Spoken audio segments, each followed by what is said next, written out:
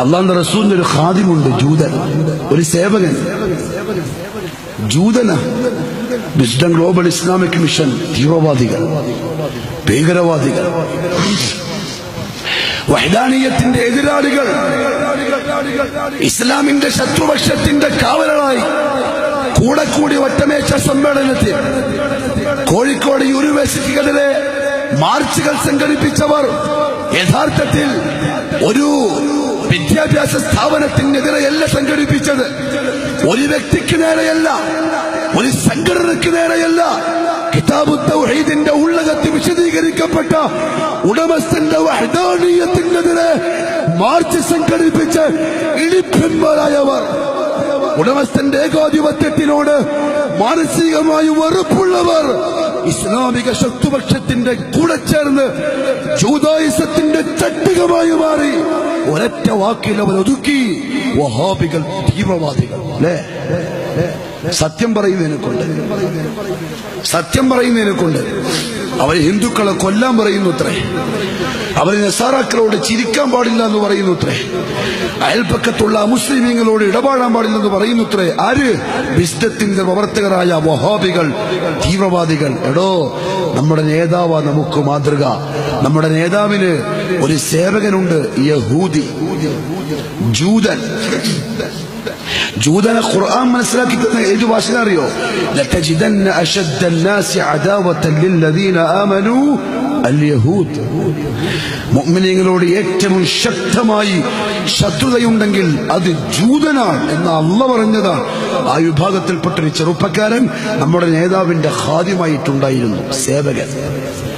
ഒരു ദിവസം കാണുന്നില്ല, അന്വേഷിച്ചു. അപ്പൊ പറഞ്ഞു, നബിയെ, ആ പയ്യൻ രോഗിയായിട്ട് കിടക്കുക. വമാ അർസൽനാക ഇല്ലാ റഹ്മത്തൻ ലിൽ ആലമീൻ എന്ന് അല്ലാഹു വിശേഷിപ്പിച്ച പ്രവാചകൻ ആ ജൂതന്റെ വീട്ടിലേക്ക് പോയി. ഓൻ കിടക്കുക, തലന്റെ ഭാഗത്ത് അച്ഛൻ നിൽപ്പുണ്ട്. കയറി വന്ന അതിഥിയെ കണ്ടപ്പോൾ ആ കുടുംബം അക്ഷരാർത്ഥത്തിൽ ഞെട്ടി. തൗറാത്തിൽ നാം വായിച്ച ആ മുഹമ്മദ്, മുസ്ലിമീങ്ങളുടെ നേതാവ് വന്നിരിക്കുന്നു ജൂതന്റെ വീട്ടിൽ. അന്തം വിട്ടു. പയ്യന്റെ തൊട്ടടുത്ത് വന്നിരുന്നു, കാര്യങ്ങൾ അന്വേഷിച്ചു. പിതാവ് കണ്ണും നട്ട് നോക്കിയിരിക്കുന്നു. ഈ റഹ്മത്തുല്ലിൽ ആലമീനെ ജൂതന്റെ വീട്ടിലേക്ക് കയറി വന്ന് മോനോട് കാര്യങ്ങൾ അന്വേഷിക്കുന്ന ഇസ്ലാമിന്റെ പ്രവാചകൻ. ഇറങ്ങിപ്പോരാൻ നേരത്ത് നബി സല്ലല്ലാഹു അലൈഹി വസല്ലം തങ്ങൾ പറഞ്ഞു, മോനെ, അസ്ലിം തസ്ലം, മുസ്ലിം ആയിക്കോ മോനെ, നിനക്ക് രക്ഷപ്പെടാം. അതെ, ഈ വഹാബികൾ ആ വിഷയത്തിൽ ചെറിയ തീവ്രവാദമുള്ളവരാ. ആ വിഷയത്തിൽ ഈ വഹാബികൾക്ക് ഇച്ചിരി തീവ്രവാദമുണ്ട്. ഏത് വിഷയത്തിൽ എന്നറിയോ?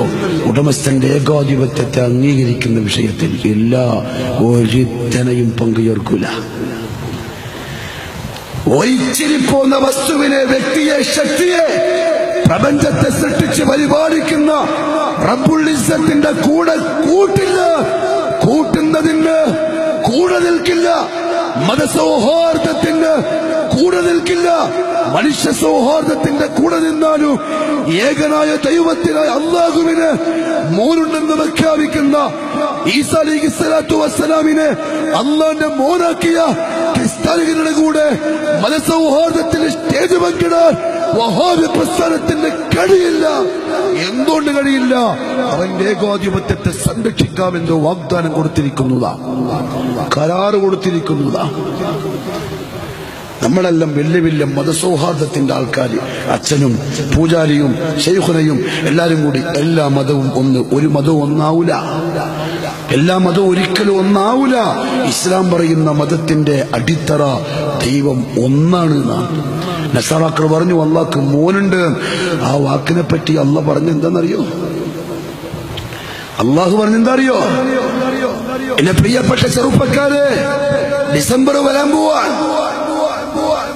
നസാറാക്കൾ ഈസാ അലൈഹിസ്സലാത്തു വസ്സലാമിന്റെ ജന്മദിനം ആഘോഷിക്കുമ്പോൾ അതിനോടൊപ്പം മതസൗഹാർദ്ദത്വെന്ന ഓമന പേരിൽ കൂടെ ചേർന്ന് ഇസ്ലാമിന്റെ പേരിൽ അറിയപ്പെടുന്ന പ്രസ്ഥാനങ്ങളുടെ നേതാക്കന്മാരും ആത്മീയ നേതാക്കളും മതസൗഹാർദ്ദത്തിന്റെ പേരിൽ കൈകോർക്കുമ്പോൾ സംഭവിക്കുന്നത്, ഉടമസ്ഥനായ റബ്ബ് കടുകടുത്ത ഭാഷയിൽ ആക്ഷേപിച്ച ഒരു വിഭാഗത്തിന്റെ കൂടെ അനുകൂലമായിട്ട് കൂടെ നിൽക്കാൻ ലജ്ജയില്ലാത്തവൻ, ഇസ്ലാമിന്റെ ഉള്ളകമറിയാത്തവൻ, ആകാശം പൊട്ടി പിളർന്നു പോകും, ഭൂമി വിണ്ടുകീറാൻ, പർവ്വതങ്ങൾ തകർന്ന് തെരിപ്പളമാകാൻ മാത്രം കടുപ്പമുള്ള വാദം, അല്ലാഹുവിന് മകനുണ്ട് എന്ന് വാദിച്ചു കളഞ്ഞു അവർ. അത്ര ശക്തമായിട്ട് അല്ല പറഞ്ഞു. അപ്പൊ ഇവൻ പറയാ, കുഴപ്പമില്ല, ഞാനും നിന്റെ കൂടെയുണ്ട്. വഹാബിന് ആ വഴിക്ക് കിട്ടൂല. അപ്പൊ നിങ്ങൾക്ക് വഹാബി ആരായി? തീവ്രവാദി അല്ലേ? അള്ളാഹുവിന് മോനുണ്ട് എന്ന് പറയുന്നവന്റെ കൂടെ കൂടാത്തപ്പോൾ നമ്മുടെ തീവ്രവാദി കൂടാൻ എന്റെ മതം സമ്മതിക്കുന്നില്ല. കാരണം അല്ലാഹ് ലം യലിദ് വലം യൂലദ്.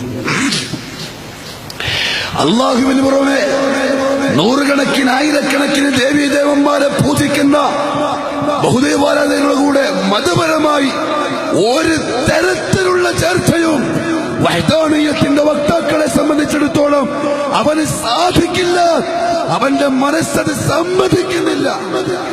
അതിന്റെ പേരിൽ എല്ലാരും കൂടി മഹാനായ മോദി അടക്കം ബറേലിവികൾ, സൂഫികൾ, ജൂതന്മാർ, കേരള ഷിയാക്കൾ, ഇറാനിയൻ ഷിയാക്കൾ അള്ളാഹുവിന്റെ വഹ്ദാനിയത്തിൽ നിന്ന് ജനങ്ങളെ മയ്യത്തിന്റെ കൂടാരത്തിലേക്ക് വലിച്ചു കൊണ്ടുപോയി ആദർശത്തെ കൊള്ളയടിച്ച് മസ്തിഷ്കങ്ങളെ മരവിപ്പിച്ച് സൂഖിയമ്പാളായി കഴിയുന്ന ശൈഖുനമാർ, ഖമറുമാർ, തങ്ങളുമാർ, ഈ ഉമ്മത്തിനെ കൊണ്ട് സുഖിച്ച് ജീവിക്കുന്നവർ ഒറ്റ സ്വരത്തിൽ പറഞ്ഞു, കേരളത്തിലെ വഹാബികൾ തീവ്രവാദികൾ. എന്തേ കാരണം?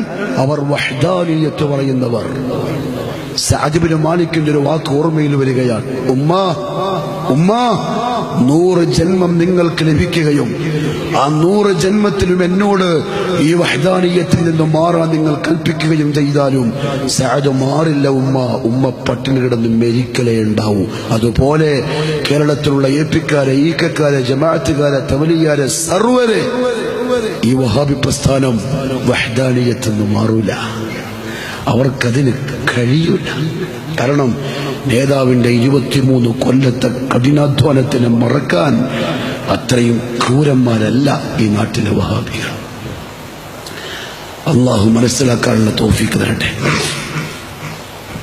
അള്ളാഹുവിന്റെ റസൂൽ പറഞ്ഞു, മോനെ മുസ്ലിമാകും, മോനെ രക്ഷപ്പെടാം. ആ ജൂതനോട് നമ്മുടെ നേതാവ് അവസാനമായി പറഞ്ഞ വാക്കിനെ നാം ഏറ്റെടുത്തിരിക്കുന്നു പ്രഖ്യാപനമായി. ഇങ്ങനെ കേരളക്കരയിൽ 1 കോടിയിലധികം വീടുകളിൽ കയറിയിറങ്ങി ബിസ്നത്തിന്റെ പ്രവർത്തകർ. ദുനിയാവ് ചോദിക്കാനല്ല, വോട്ട് ചോദിക്കാനല്ല, ദുനിയാവിന്റെ ഭൗതിക ലാഭമുണ്ടാക്കാനല്ല, മറിച്ച് വഹ്ദാനിയത്ത് പറയാൻ, സൃഷ്ടിച്ച് പരിപാലിക്കുന്നവന്റെ ഏകാധിപത്യത്തെ പറയാൻ, യാഥാർത്ഥ്യത്തിലേക്ക് മടങ്ങി വന്ന് മരിച്ച സ്വർഗത്തെ പുലുകാൻ, അവനോട് യാചിക്കാൻ ഓരോ പടിപ്പുറയും കയറി ഹിന്ദുവിനോട്, ക്രിസ്ത്യാനിയോട്, കമ്മ്യൂണിസ്റ്റിനോട്, നിരീശ്വരവാദിയോട്, എപിയോട്, ഈക്കയോട്, സർവരോടും പറഞ്ഞു ലാ ഇലാഹ ഇല്ലല്ലാഹ്. ധൈര്യത്തോടെ, ആണത്തത്തോടെ, ചങ്കൂറ്റത്തോടെ കേരളക്കരയിൽ അങ്ങനെ ചെയ്യാൻ ഇന്ന് ഒരൊറ്റ പ്രസ്ഥാനമേ രംഗത്തുള്ളൂ. അതിന്റെ പേരാ വിസ്ഡം ഗ്ലോബൽ ഇസ്ലാമിക് മിഷൻ. അള്ളാഹ് സഹായിക്കട്ടെ. നമ്മുടെ കഴിവല്ല, നമ്മുടെ മേന്മയല്ല, ഉടമസ്ഥന്റെ സംരക്ഷണം. 1 കോടിയിലധികം വീടുകളിൽ കയറി മുട്ടി. നിങ്ങളുടെ പേരെന്താണ്? എന്റെ പേര് ബാലകൃഷ്ണൻ. സഹോദര വരൂ, ഇരിക്കൂ. അള്ളാഹുവിനറിയണം. എന്തൊരഭിമാനമുണ്ടതിൽ. മയ്യത്തിനറിയാനല്ല പോയിട്ട് പറഞ്ഞ്, ഖബറിനല്ല പോയിട്ട് വിശദീകരിച്ചത്, മരിച്ചു കിടക്കുന്ന ഖബറാളിയുടെ പോലീസുമല്ല പറഞ്ഞത്. അൽ ഹയ്യുൽ ഖയ്യൂം, ഒരിക്കലും മരിക്കാത്ത, എന്നെന്നും ജീവിക്കുന്ന ഈ മഹാപ്രപഞ്ചത്തിന്റെ രാജാതിരാജൻ, അവന്റെ ഏകാധിപത്യത്തിന് അംഗീകരിക്കും സഹോദര, ജയിക്കാം. ചിന്തിക്കുന്നവൻ കേട്ടു, വേണ്ടാത്തവൻ വേണ്ടെന്ന് പറഞ്ഞു. നമ്മുടെ സലാം പറഞ്ഞിട്ട് മടങ്ങി. ദൗത്യം പൂർണ്ണമായി. ആരേൽപ്പിച്ച ദൗത്യം? മുഹമ്മദുർ റസൂലുള്ളാഹി സ്വല്ലല്ലാഹു അലൈഹി വസല്ലം. പ്രവാചക സ്നേഹം എന്ന് പറഞ്ഞാൽ ഷിയാക്കനുണ്ടാക്കിയ കെട്ടുകഥ പാടലല്ല, ജീവിതം കൊണ്ട് തെളിയിക്കലാണ്.